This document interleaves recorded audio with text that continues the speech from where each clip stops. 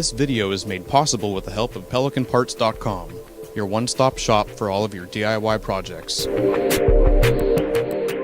Hello, this is Damon with PCA, and I'm here at Öhlins facility in Hendersonville, North Carolina, and they've been gracious enough to lend us their facility for a few days. We are testing a 2007 base Cayman with standard suspension, the non-passive suspension, and testing it on their shaker rig. We are also installing a set of Öhlins Road Track coilovers on the car, and when that is finished, we will also be testing it again on the shaker rig in soft, medium, and stiff settings to see how the Öhlins suspension compares to the tired stock suspension. For this video, we'll be installing the coilovers, which is basically the same process for these or almost any other coilover you can buy for the 987.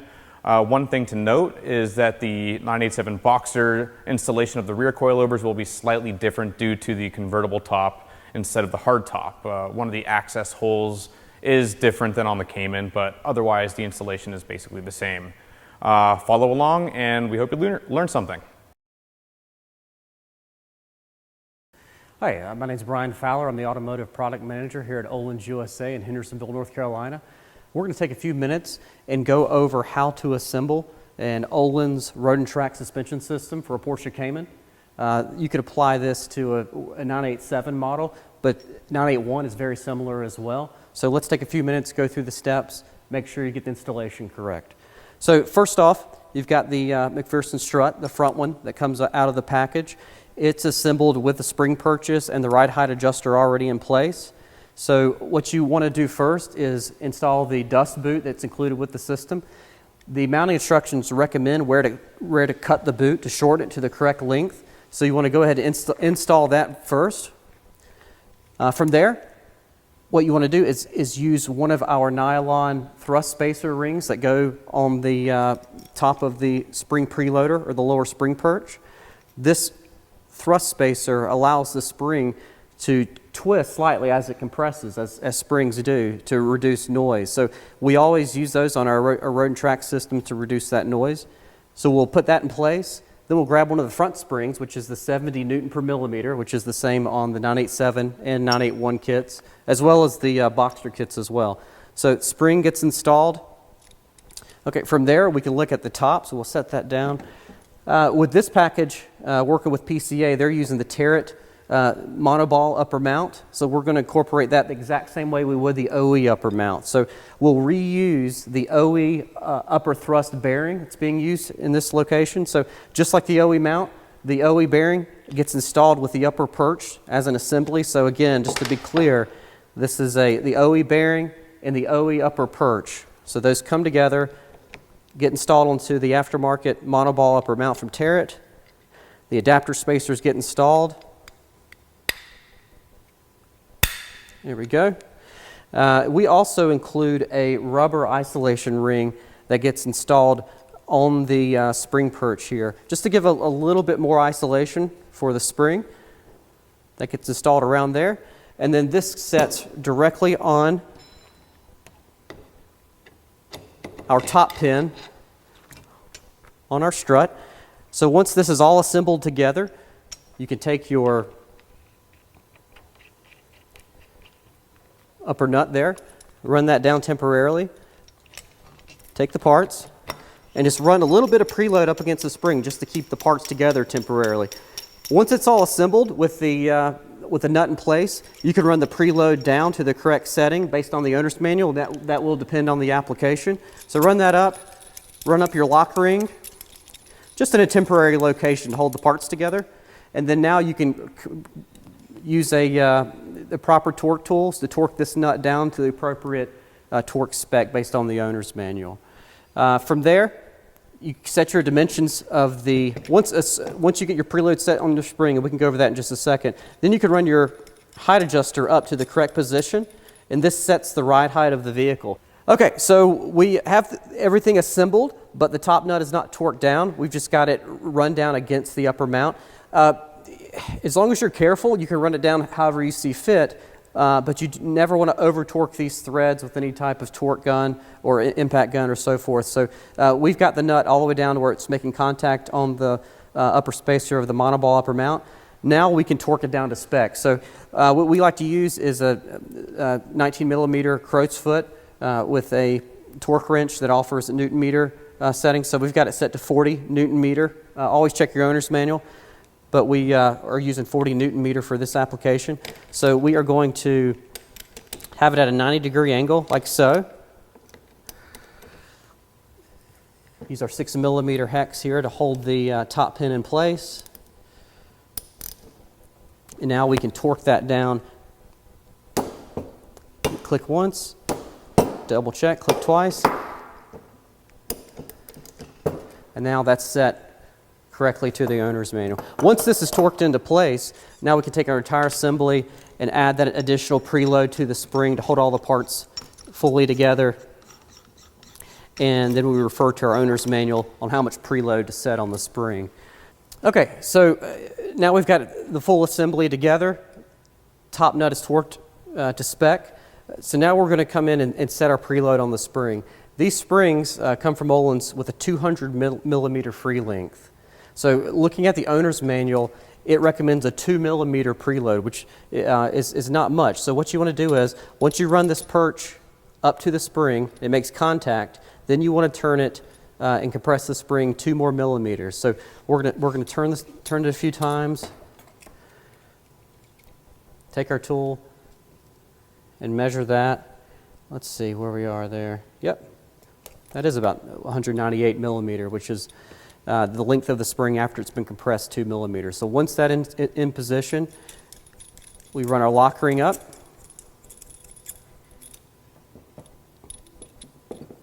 Take our tools. We have 2 spanner wrenches that are included with the Road Track kit. Torque those into position. And that's it. Okay. So once you have the spring preload set, following the mounting instructions, you're going to want to go ahead and set the ride height. With a Road Track suspension system, the ride height is not set by how much preload is on the spring. Once the preload is set correctly, you set the ride height by how far the strut actually fits into the casing or the upright of the suspension.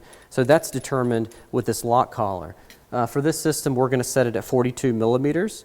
And so we're going to lock that down into place here with our caliper and run this lock collar right up to that. And that's going to set our ride height. Once the kit's installed, maybe we'll decide to lower the car a little bit more, raise it a little bit more. It's going to be up to Damon and his preferences. So he can take this lock collar, run it up or down, and he won't have to change the spring preload. So you're not changing how far the piston is in the shock body, and you're not changing your travel, your droop arrangement, and how much sag you have. That is set and locked into place, and you're not manipulating that. You're merely changing the ride height of the car based on how deep the strut is in the upright. So once that's set, we have a ring that holds the factory brake line into place. So install that ring, and then the adapter to fit our strut into the upright is installed. So this matches the ID of the factory upright, so it fits in just like the factory strut. And then this can be tapped on into place. And it can be slid on as you're fitting it into the upright. Now we want to move to the rear and show the assembly of the rear struts. Since the Caymans and Boxsters all are 4 McPherson struts all the way around, it's going to be a very similar assembly process. So again, McPherson strut. First thing we want to do is take our boot, our dust boot that comes with the system, and install that. Remove our top nut there. Our kits again come with the nylon thrust spacer that goes at the base of the spring to keep noise to a minimal, let that spring twist as it compresses. Go with the 80 Newton per millimeter rear spring. It's a linear rate spring, just like a true motorsport application. So we install that. Now, if you are running if you're reinstalling the OE upper mount, we have this rubber adapter that sets against the OE upper mount, and it holds this ring in place. This ring is designed to fit against this flat ground 65 millimeter motorsport spring. So the fitment is very OE-like in the way the parts fit together. If you're looking for something with a little bit more performance, maybe the car is driven on the track regularly, we offer a monoball upper mount that's designed to fit our spring specifically. So Damon is choosing to install our upper mount. So what we'll do is install this rubber isolating ring that goes on the base of the mount, and that'll fit right against the spring, like so. So once you have this fully assembled like this, we'll reduce the spring preload to bring this down so we can get our top nut into place. Let's see. There we go. Our threads are showing. Put this nut into place. We'll run the nut down and torque it to 40 Newton meters. Once that's installed, we'll run our preload into place and then set our ride height with our height adjuster at the bottom here. Okay, so we've got the spring into place, upper mount's installed. Our top nut is in place. We've ran it down right against the monoball mount, so now it's time to torque it correctly. Again, same as the front, 40 Newton meters. We use a crow's foot at 90-degree angle on a 3/8 torque wrench. Use our 6 millimeter hex to hold the top pin into place. Okay. One click, we'll do a second just to confirm. That's it. Okay, so we've got our top nut torqued to spec. All the parts are in place. Now it's time to set the preload on the spring. This rear spring is a free length of 200 millimeters, just like the front spring. So we will just double check that length real quick with our caliper, just to confirm, which it is. It's exactly 200 millimeter. The recommendation from Öhlins on a 987 rear is 2 millimeters of preload, so only 2 millimeter. So what we'll do is we'll run our preloading lower spring perch up, and we'll compress the spring 2 millimeters. It's probably going to take a few turns there like that. Let's take our tool, run it down to 198 millimeters, which is at full extension. That's going to be the length of the spring at full droop or on the bench here. It looks like we need to go another turn. Do that by hand there. Yep, that's 198 millimeters. So once that's set into position, run our lock ring up into place. Get our spanner wrenches that are included with the system.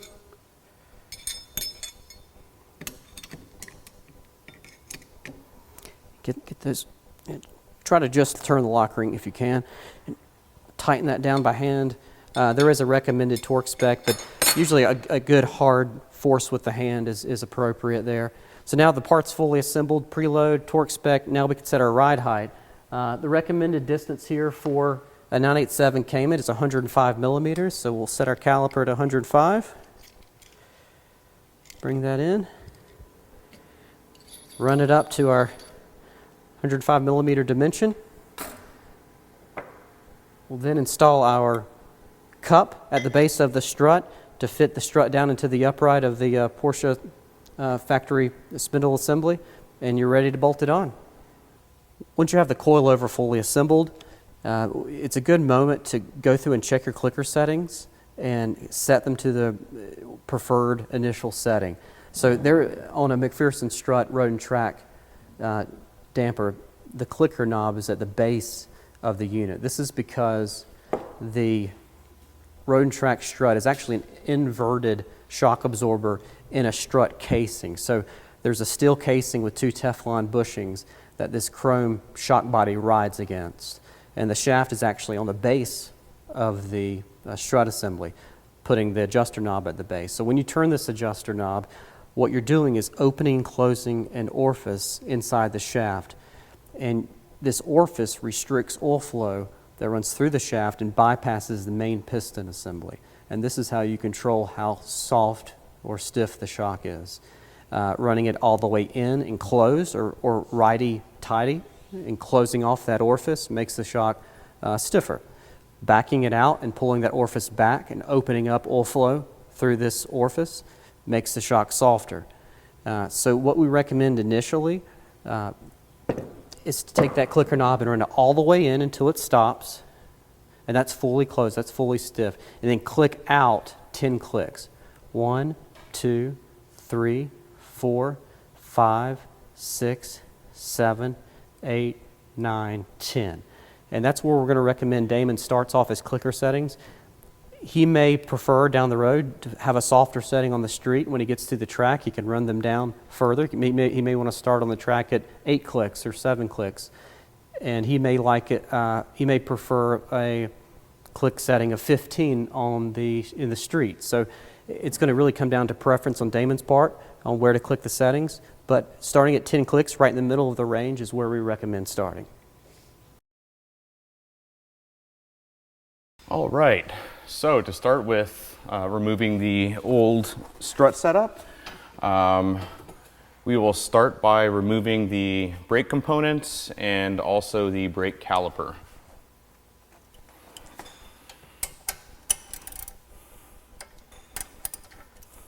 So for this, it's a little clip that you push up,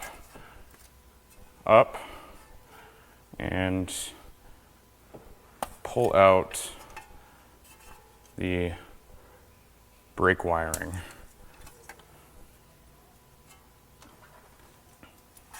And after that, use your 10 mil.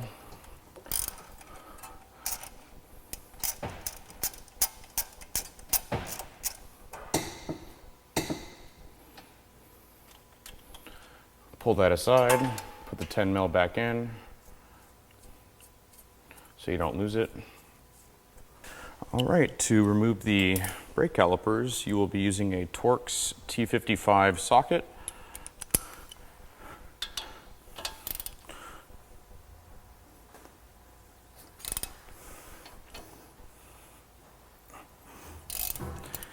Then before unscrewing all the way, make sure you have something to hang the brake caliper on. I'm using zip ties.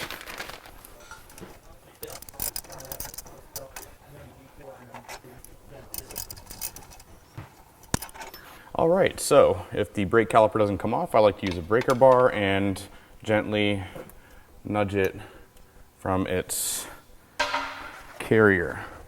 Should also make sure that we've taken off all required brake parts, which would include this bracket here, which is connected to the hard line. Now this is ready to come off. I'll put that bolt back here as well so I don't lose it.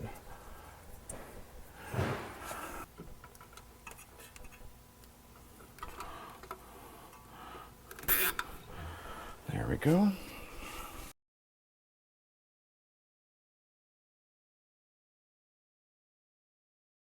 All right, so at this point, I'm going to be loosening up the anti-roll bar end links, which also serve as the container for the strut housing. And I will use power tools for this.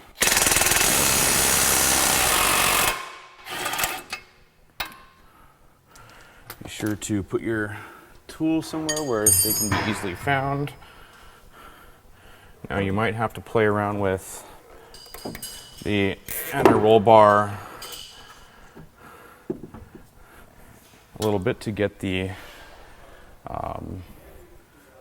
end link out. Now a bottle jack always comes in handy when it comes to doing work on these.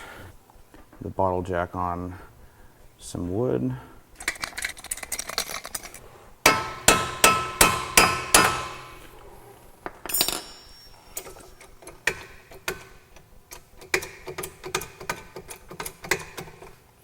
Now, because we've already installed the other coilover and it's shorter than the stock strut, you will have to raise the suspension up enough to loosen your end link enough to get it out, which we use with our trusty bottle jack. So you can just move this out of the way for now. Now at this point, the strut is loose from the steering knuckle and hub.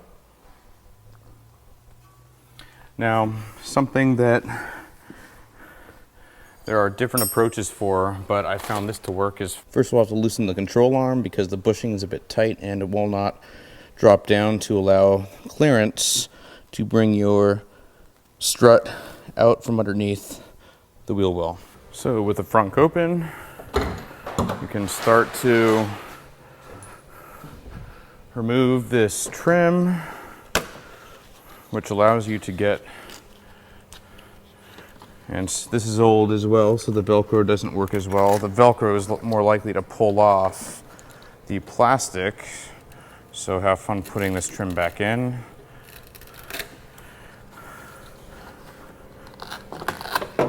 And you really only need to do it enough so you can flip up the battery cover and pull this out, which gives you access over here to the spring top hat, or the spring perch. So here we're using 13 millimeter, which that is. And at this point, I will just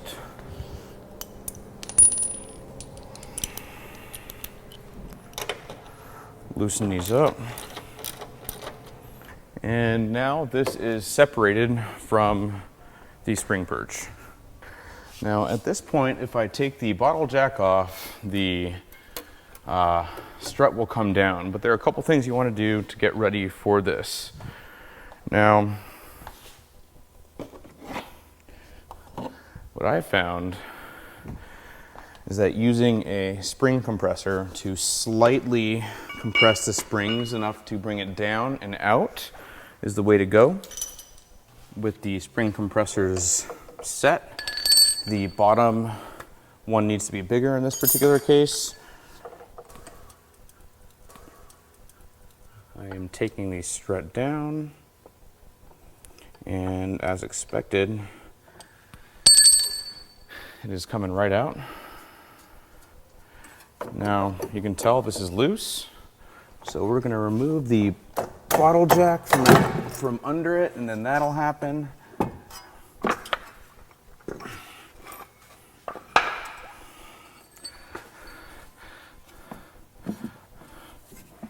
So basically, as you see, you can't get it out all the way, so that's where the spring compressor comes in. Now be careful, because something like this is very heavy, and the spring is also going to be under a lot of force, so you want to be sure to line it up properly.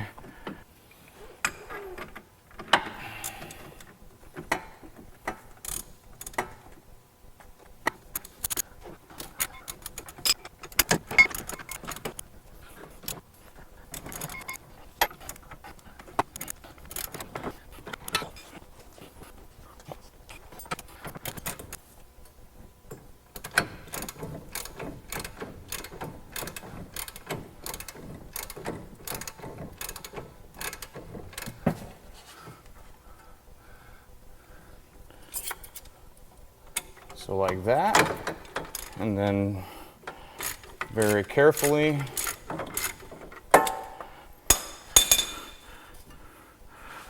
remove the spring compressor.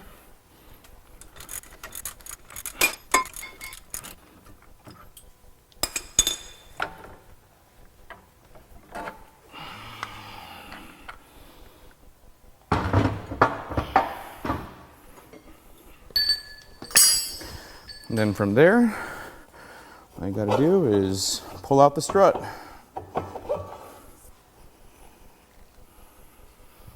We are about to install the Öhlins setup. So start by putting this right in there. So as you see, there's plenty of room from here to the top. And what you'll want to do is put your bottle jack into its mount and make sure it's ready to go. And as you tip that in,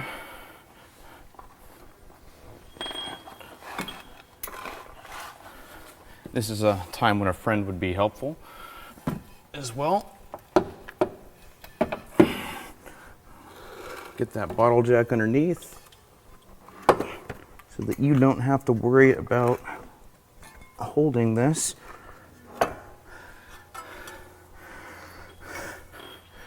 from there, raise it up into position, which you'll see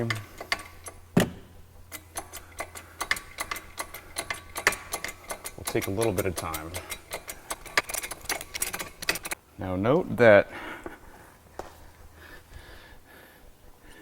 because the camber plate is slightly offset, where the top of the shock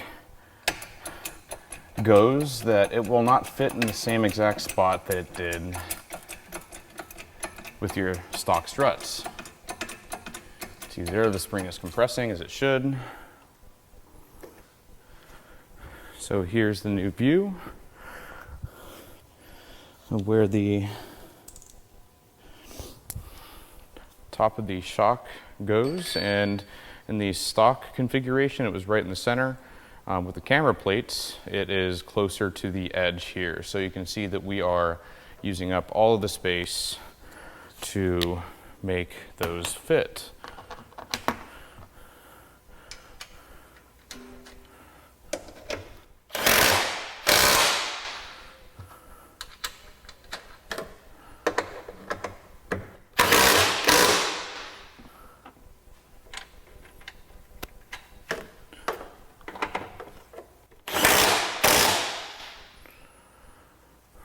All right, and there we are done.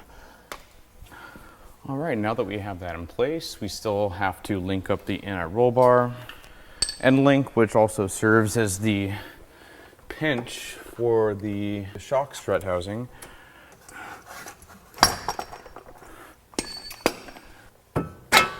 All right, there we go.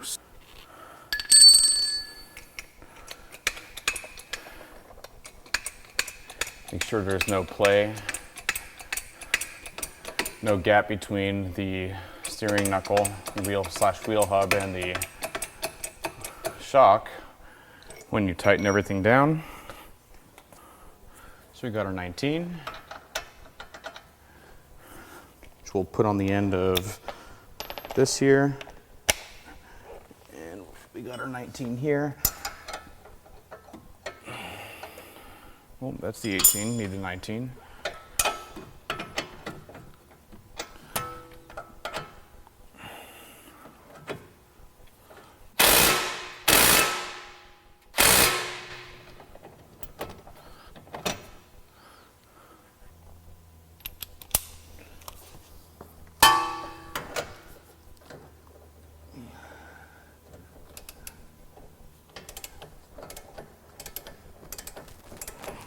Cut the zip ties to the brake lines.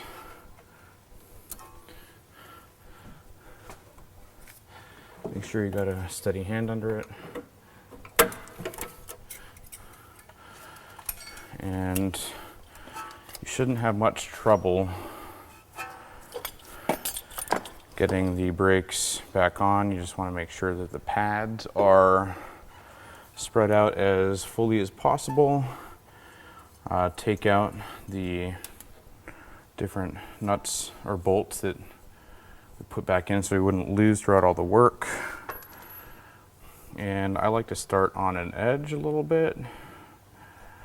Make sure that I've got it all going, and once it's on, it should slide fairly easily back onto the brake disc and sit almost exactly where you need it to be. Make sure you didn't get any brake lines caught anywhere throughout that. You can put this into its holder.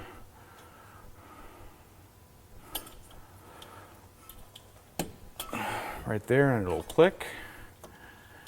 And might as well screw this back on. All right, so now we are screwing the brake bolts to tighten the caliper back to the car. And again, it uses a T55 Torx bit. So be sure to torque your brake bolts to spec.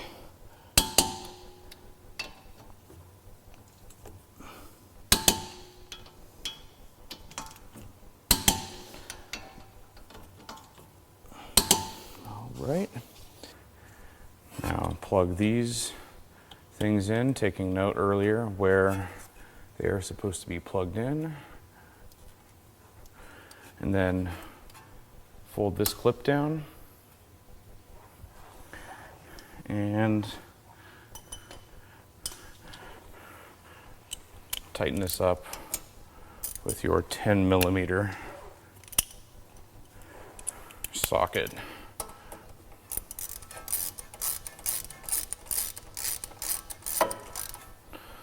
Doesn't have to be too tight, just snug. And then you'll want to make sure to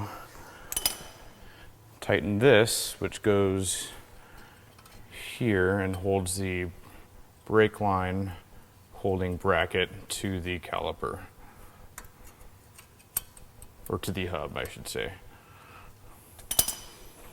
Now, after tightening this brake line bracket back to the caliper, everything's done. Seems to turn smoothly. So the last thing we have to do is put some load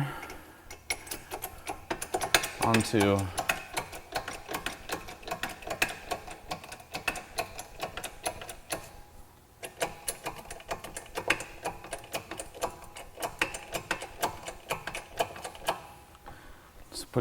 the car so it's almost coming off of the jack. So you can see right there the wood pieces that we have holding the car up at the jack points are moving. So at this point, I will get you a closer look. So we have our 16 on the other side and the 18 on this bar. So we're just going to tighten this thing down.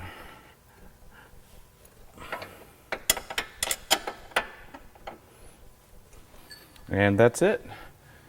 The front coilover has been installed.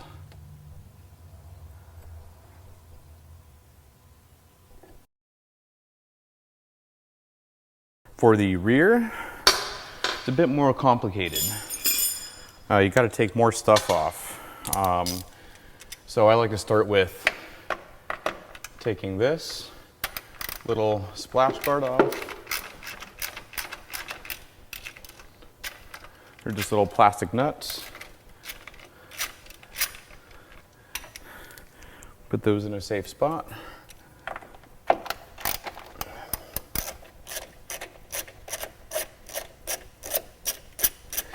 And something you'll want to do before you get started with changing the rears is you need to take the interior trim out of the back of the car so you can reach the strut mounts. It's a bit different in a 987 Boxster. Since there is no interior, it is a convertible top. So there are different access points, but it should be a little bit easier on a Boxster to reach those because no interior has to come out. So once these are out, I'm going to start taking off some of these brackets.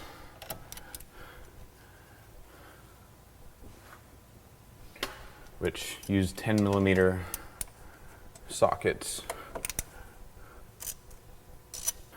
So you'll also want to unclip these brake lines.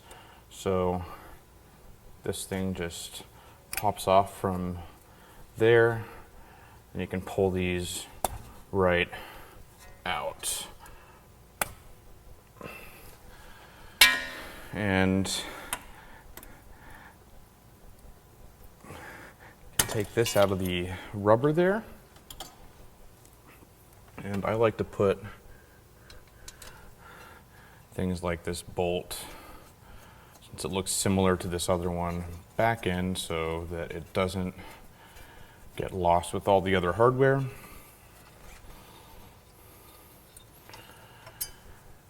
And same thing here. This one can't go back in now because we have to take off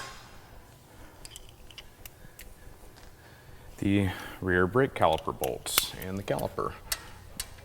So this uses an H10 hex instead of a Torx bit like the fronts.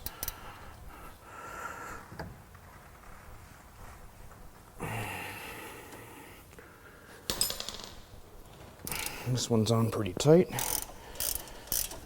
as it should be.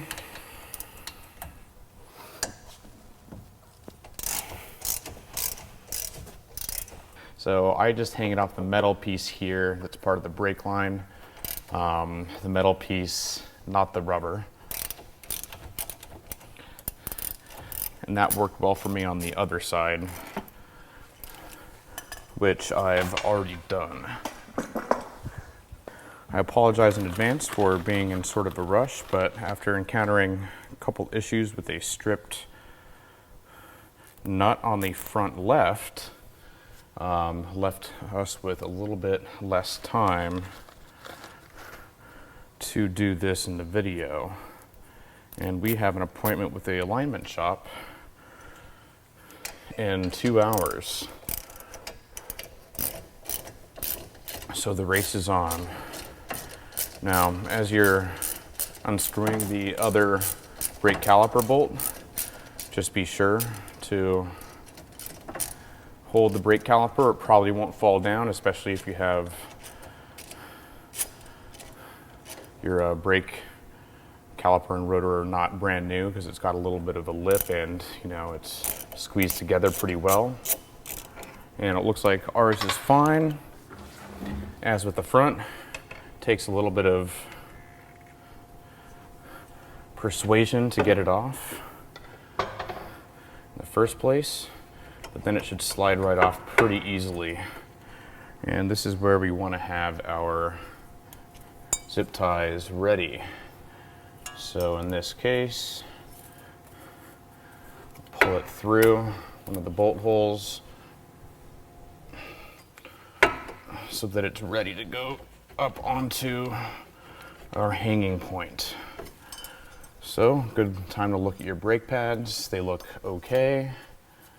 And as I said, I am going to hang this on the metal portion of the brake line, not the rubber portion, but the metal part up here that won't bend or deform. I'm going to place this here so that I can get to the other side of the end link mount so I can remove it. And remember to not lose your bolt. So with the 19 and the 19, I have enough room here to mount it up.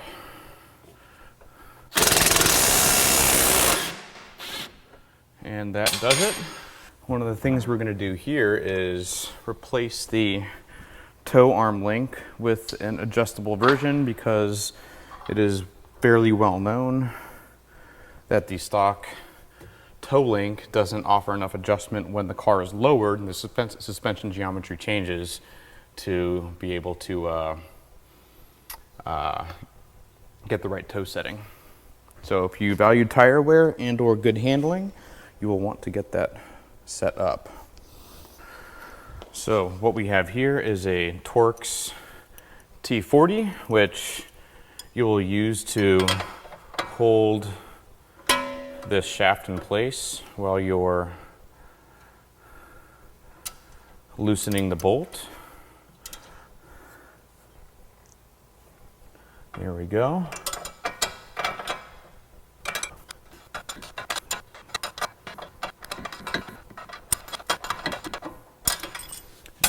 Probably good enough to spin off at this point. Yep. So we'll do that.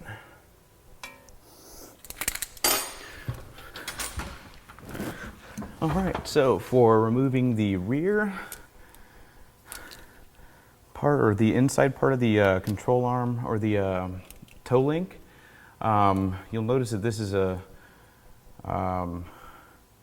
eccentric bolt. So first off, don't try and spin this. You want to spin the nut off on the other side.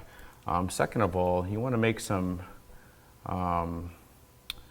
take a paint pen or something similar and make some notes on the mounting location so that, especially if you live sort of far from an alignment shop, you'll be able to get the toe to a reasonable level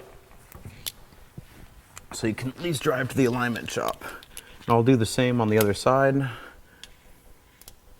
just to be sure. So you'll be using a 19mm wrench to hold it in place as you start to loosen the bolt. So never loosen this side because that's the eccentric bolt. You want to loosen the nut that goes on the other end. All right, so at this point there are a few things we're going to do to make this go easier, and the first is we are going to loosen this control arm bolt just slightly so that the control arm comes down when we loosen up the top mounts, and this should slide right off. We're also going to have to remove this chassis bracing here, which runs across the bottom over to near the jack point. And then finally we'll have to remove the axle with a very long extension. This 19 still with this wrench, and you only want to loosen it up enough so that the control arm will drop, and you can already tell that it would drop when you do that. So there are 6 15mm nuts here, or let's see, 1, 2, 3, 4 of those, and one is a bolt.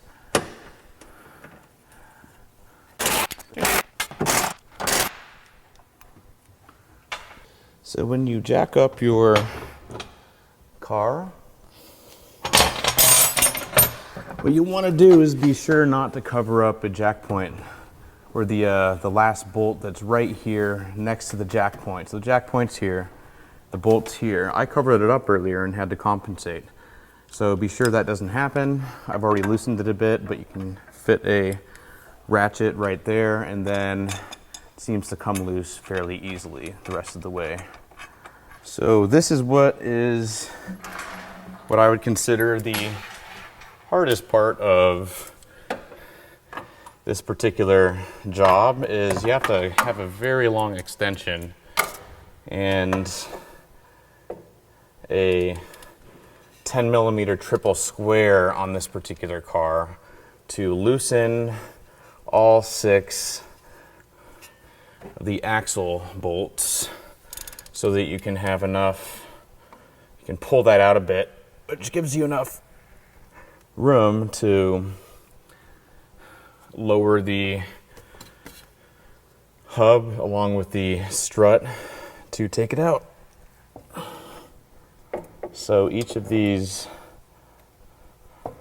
bolts, you'll want to have your emergency brake on while you're trying to break them loose so that you can get the leverage to do so. Otherwise the axle will turn. As you can see, it can be pretty hard to do this. So you put the emergency brake on again to get a little bit of leverage to undo those bolts. Again, there are 6 of them, so we have 2 more after this. Man, that's tough. Now you gotta get up, release the emergency brake, turn it to reach the last 2 bolts, and then put the emergency brake back on again. Now, as I said earlier, I've noticed there seems to be some gunk, some grease or something down there that was not on the original, on the driver's side axle. So I'm wondering if at some point in the near future I'll be doing a little bit more repair or maintenance work on the car, such as replacing an axle. There we go. This is the last bolt, and each of these bolts has, there are washers. It's a two bolt per washer sort of situation. So 2 bolts connect to 1 washer, and you'll see what they look like in a second here. 2 bolts per washer. So I'm going to keep those together. And there we go. So we'll want to clean that one off a little bit. All right, so at this point it's easier to work inside the car using a 13 millimeter. So basically this is why we took the interior out earlier. I knew I was going to be doing this, so I wanted to have that done. But yeah, basically all 3 bolts need to be loosened and come out in order to drop the strut. Okay, so now the strut is loose from the body and I have it supported with a bottle jack. Time to go drop it. So at this point I know that when I let this bottle jack go, that the strut is just going to fall. So I'm going to try and be ready for that. And here it comes. So we're going to let it sit here for a second. Something I forgot to do and should have done was taking out the control arm,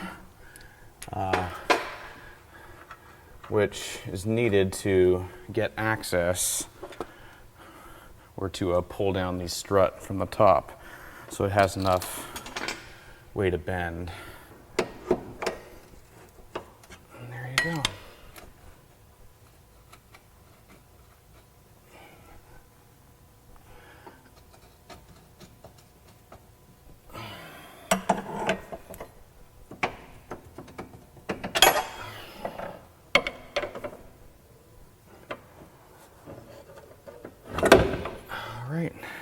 Now that that's out, you'll see that there's still not a lot of room to work with this to get it out, but you might just be able to without having to use spring compressors, and I did. So here's the old strut. Time for the new one to go in. All right, so I have the Öhlins shock here. It will go in with the slant going this way. So just double check, make sure everything's lined up perfectly. So slant goes in. All right, so it always helps to have a friend to install this and put it up there and get the top nut started. That way we can focus here on the bottom area. I'm going to try and insert the control arm, which is not easy. So you might need to use leverage, such as your feet, to get it up there. There we go. That's in there. So we'll want to get the bolt like this, and we made our paint lines on it to help line it up.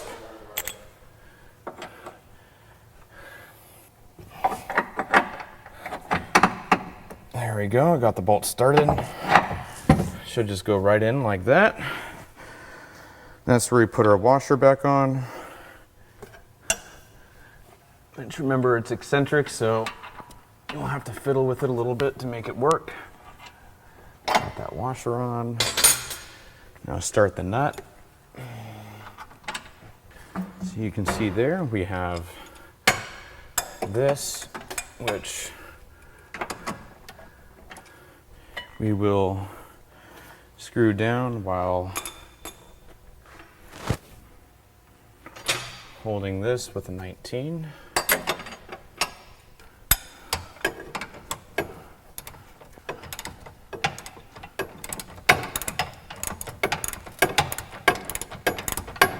So at this point, I'm just going to decide to install the toe link arm. That slides in pretty well there. Goes in from this side. Fits right in, despite being an aftermarket. Now you gotta get it angled just right for it, but a little bit of motivation always helps. So we match that up with our paint lines. I believe this is a 19 we're dealing with here. Yep. The other side is an 18. And we will just start tightening and making sure to keep our paint lines where they should be.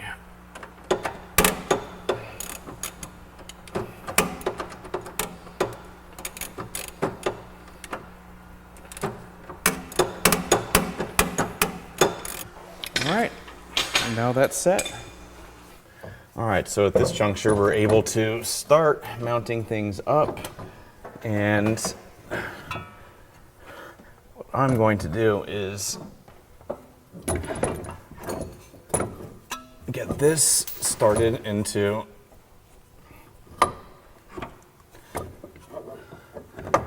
the hub started into the coilover, and there it goes.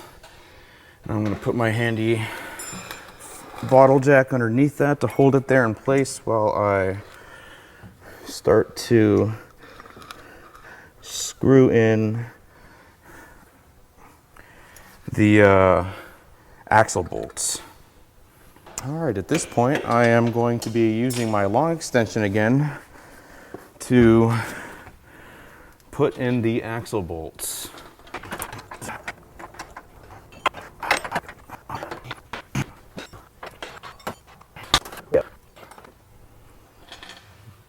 All right, so we've got one in and we have two more pairings to go. So after cleaning off these axle bolts, because there's a little bit of grime, I was thinking maybe at first that there was something leaking, but this just might be road grime that's made its way into the car. But yeah, I cleaned them off because you don't want them to get all lubed up and back out on you when you're driving. So a little bit of brake clean or similar fluid is what we did here. And you might hear somebody in the background, and that is Brian with Öhlins helping me out so we can make my alignment appointment in, I believe, about half an hour, if not less. So the race is on. As you can see here, we've put it up just a bit, just enough so that we can get the bolt in. Now,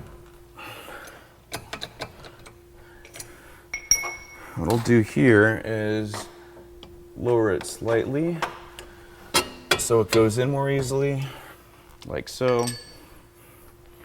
Make sure we put on this washer. And then, specific to the Öhlins setup for a brake line is this piece here, which goes over the washer. And at this point, I'm going to put the brake up a bit so I can use an impact to tighten this down.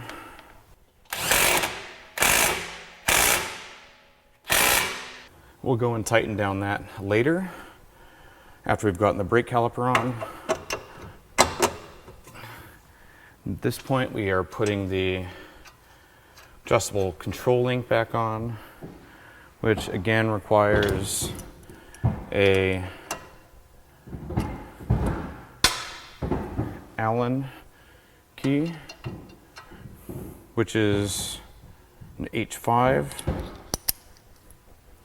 and an 18mm wrench. So I'll just put this in there to hold it down.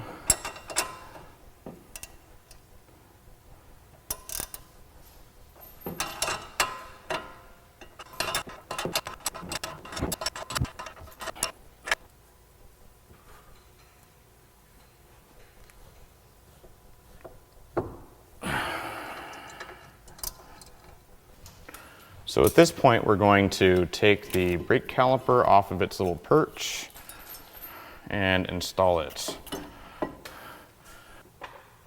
There we go. And you just shimmy it on and it will settle to right where you need it to be. Make sure that you don't have any lines caught up in it. And I would start a bolt so that it won't go anywhere.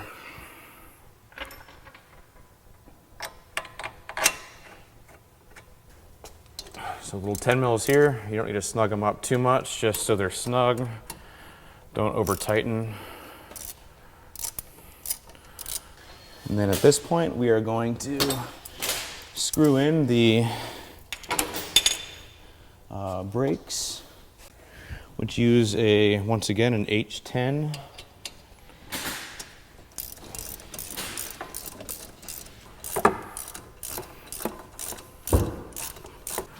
All right, so we'll get out our torque wrench.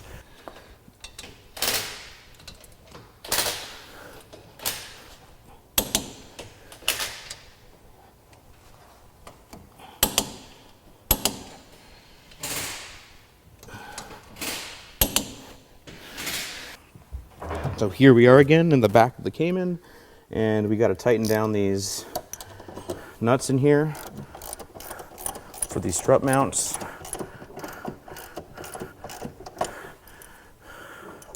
So I like to tighten them down a little bit on each, bring it up a little bit evenly, or as evenly as possible.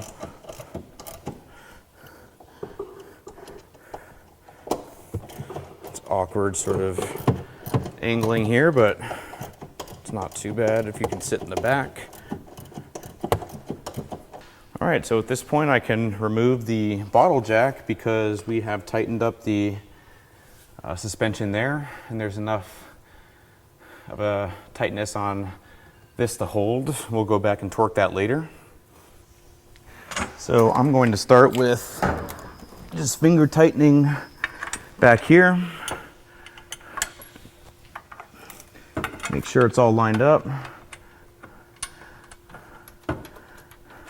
Get that started. And then I'll get one of these started down here. It doesn't really matter which one.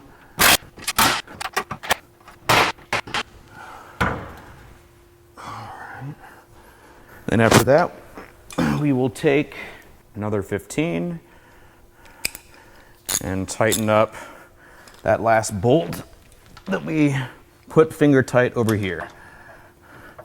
So we can probably just use our fingers to tighten it until it's right up against its seat, and then tighten it the rest of the way. I'm gonna double check my work here, make sure that I haven't missed anything.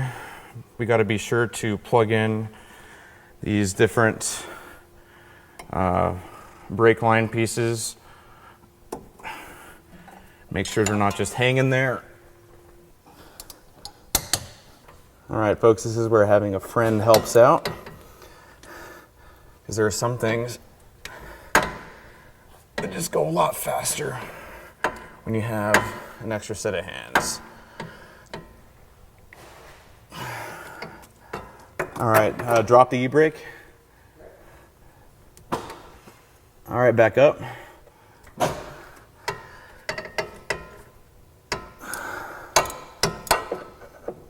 We will tighten up.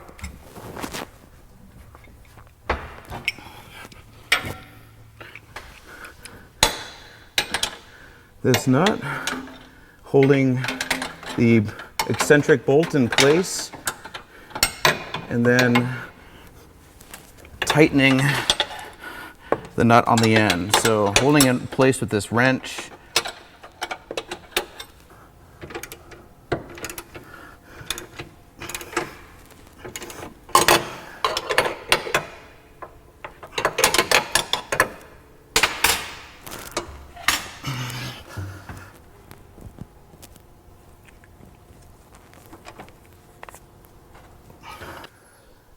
All right, and the last thing we have to do here is tighten up the adjustable toe link.